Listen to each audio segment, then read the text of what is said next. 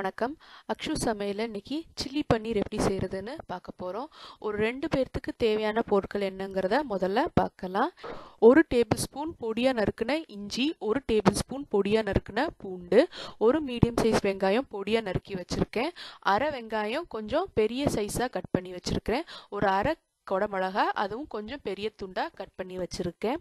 200 gram பன்னீர் medium size துண்டா cut பண்ணி வச்சிருக்கேன்.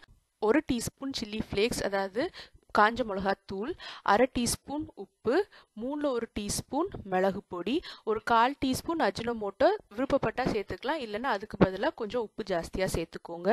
1 table spoon chilli sauce, அரை டீஸ்பூன் சோயா சாஸ். முதல்ல ஒரு பேனில் 2 டேபிள் ஸ்பூன் எண்ணெய் சேர்த்துக்கோங்க. அது நல்லா சூடானதும் நம்ம வச்சுருந்த 1 டேபிள் ஸ்பூன் பொடியாக நறுக்கின இஞ்சி, 1 டேபிள் ஸ்பூன் பொடியாக நறுக்கின பூண்டு இதை சேர்த்து ஒரு 1லேருந்து 1.5 நிமிஷம் அந்த பச்சை வாசனை போய் அது சுருண்டு இந்த மாதிரி லேசா பொன்னிறம் வர வரைக்கும் வதக்கிட்டு, அதுக்கப்புறம் நான் பொடியா நறுக்கி வச்சிருந்த ஒரு மீடியம் சைஸ் வெங்காயத்தையும் சேர்த்து கூட 2 நிமிஷம் அது நல்லா சாஃப்ட் ஆகி லேசா நிறம் மாறுறதுக்கு இந்த மாதிரி வதக்கிக்க போறோம்.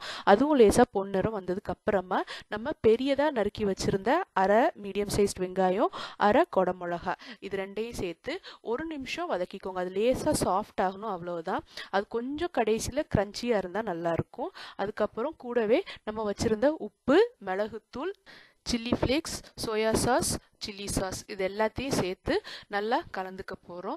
எல்லாம் நல்லா மிக்ஸ் ஆகிறதுக்கு ஒரு 5 செகண்ட் நல்லா வதக்கிட்டு இதில் நம்ம ஒரு அரை கப் தண்ணி சேர்த்துக்க போகிறோம். இது கொஞ்சம் ட்ரையாக இருந்தால் தான் நல்லாயிருக்கும், அதனால் தண்ணி கம்மியாக சேர்க்கணும். அந்த அரை கப் தண்ணி சேர்த்து அது ஒரு கொதி வர்றதுக்கு வெயிட் பண்ணுங்கள். நல்லா கொதிக்க ஆரம்பித்ததும் நம்ம நறுக்கி வச்சுருந்த பன்னீர் துண்டை இதில் சேர்த்துக்க போகிறோம். சேர்த்துட்டு ஒரு 2லேருந்து 3 நிமிஷம் அது நல்லா கொதிக்க விடுங்க.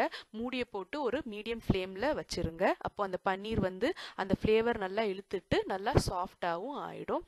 எப்படியும் ஒரு 2 நிமிஷம் ஆகும்போது அந்த ஈரமும் எல்லாம் வத்தி நல்லா திக்கான ஒரு சில்லி பன்னீர் கிடைக்கும். கொஞ்சம் கலர்ஃபுல்லாக இருக்கணும்னா ஒரு சிட்டிகை ஃபுட் கலர் சேர்த்துக்கோங்க, கேசரி ஆரஞ்சு கலர். வேண்டாம், அந்த நேச்சுரல் கலரே போதுன்னா அப்படியே விட்டுருங்க. இப்போ நான் இதை மூடி ஒரு 2லேருந்து 3 நிமிஷம் வேக வைக்க போகிறேன் மீடியம் ஃப்ளேமில்.